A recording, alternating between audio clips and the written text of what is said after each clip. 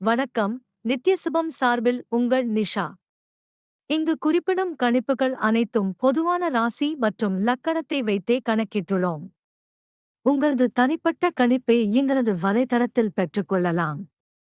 மேலும் எங்கள் வலைத்தளத்தில் ஜாத புத்தகம் பரிகாரங்களுடன் திருமண பொருத்தம், பெயர் பொருத்தம், ஜாதக கல் பொருத்தம் மற்றும் ஆஸ்ட்ரோ பொருட்கள் விற்பனைக்கு என பல வசதிகள் உள்ளது. வாங்கல் தலைப்பிற்கு செல்வோம். கும்பராசிக்காரர்களுக்கு மார்ச் மாதம் சராசரியாக பலனளிக்கும். வெளிநாட்டு பயணத்திற்கான வலுவான வாய்ப்புகள் உள்ளன. காதல் உறவுகளில் இனிமையால் தாராளமாகச் செலவு செய்வீர்கள்.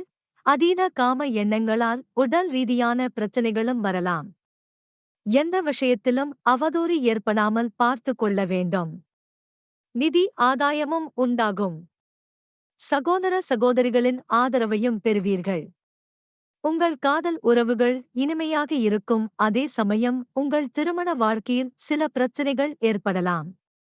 தொழில் ரீதியாக இந்த மாதம் சராசரியாக இருக்கும். 10ஆம் வீட்டின் அதிபதி செவ்வாய் 12ஆம் வீட்டில் உச்சராசியில் இருப்பதால் வெளிநாடு செல்லும் வாய்ப்பு கிடைக்கும். பணி நிமித்தமாக நீண்ட தூர பயணங்களால் ஆதாயம் அடைவீர்கள். 7வது வீட்டின் அதிபதியான சூரிய பகவான் 7வது வீட்டின் மீது முழு பார்வை வைப்பதால் வியாபாரத்தில் லாபம் கிடைக்கும். வெளிநாட்டு மற்றும் அரசு துறைகளில் இருந்து லாபம் பெறுவதற்கான வலுவான வாய்ப்புகள் உள்ளன. இருப்பினும் சனியுடன் சூரியன் இருப்பதும் அவ்வப்போது சில தடைகளை உருவாக்கும். அதன் பிறகு சூரியன் 2ஆம் வீட்டிற்கு மாறுவார். ராகு ஏற்கனவே இருக்கும் இடத்தில் செவ்வாய் சனியுடன் இணைந்து உங்கள் 7வது வீட்டை பார்ப்பதால் வியாபாரத்தில் சில பிரச்சனைகள் ஏற்படும்.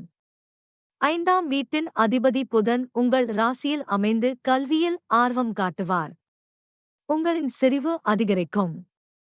உங்கள் கல்வியை மேம்படுத்த அதிக முயற்சிகளை மேற்கொள்வீர்கள். நீங்கள் கடினமாக உழைத்து உங்கள் கல்வியில் நல்ல பலன்களைப் பெறத் தொடங்குவீர்கள். ராகு 2ஆம் வீட்டில் இருப்பதால் சொன்னதைச் செய்ய மாட்டீர்கள். தன் வார்த்தைகளால் மற்றவர்களை பாதிக்க முயற்சிப்பார். இது சில சமயங்களில் சிக்கலைத் தீர்க்கும் என்றாலும் அது பின்னர் மோசமாகலாம். உங்களின் இந்த பழக்கத்தில் கவனம் செலுத்துங்கள். 4ஆம் வீட்டிற்கு அதிபதியான சுக்கிரன் 12ஆம் வீட்டில் பெயர்ச்சித்து வரும் 7ஆம் தேதி முதல் வீட்டிற்குள் நுழைகிறார். இதனால் குடும்பத்தில் உங்களின் அந்தஸ்து உயரும் மற்றும் மரியாதையுடன் பார்க்கப்படுவீர்கள். தாய் தந்தையரின் ஆரோக்கியம் சாதகமாக இருக்கும். உங்கள் கவலைகள் குறையும்.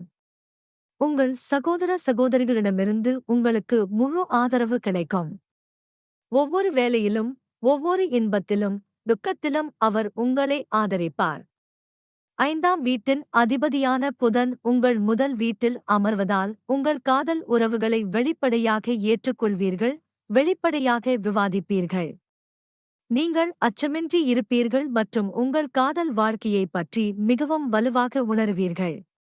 7வது வீட்டில் சனி, சூரியன், செவ்வாய் ஆகிய கிரகங்களின் கூட்டு பலன் காரணமாக உங்களுக்கும் உங்கள் வாழ்க்கை துணைக்கும் உடல்நிலை மோசமடையக்கூடும்.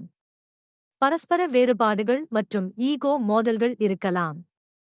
இருப்பினும் மறுபுறம் குரு 7ஆம் வீட்டில் மாதம் முழுவதும் 3வது வீட்டில் அமர்ந்து 5ஆம் வீட்டில் பார்வை இருப்பதால் உங்கள் திருமண வாழ்க்கையில் பிரச்சினைகள் இருந்தபோதிலும் உங்கள் உறவு தொடர்ந்து சிறப்பாக செயல்பட்டு வெற்றி பெறுவீர்கள்.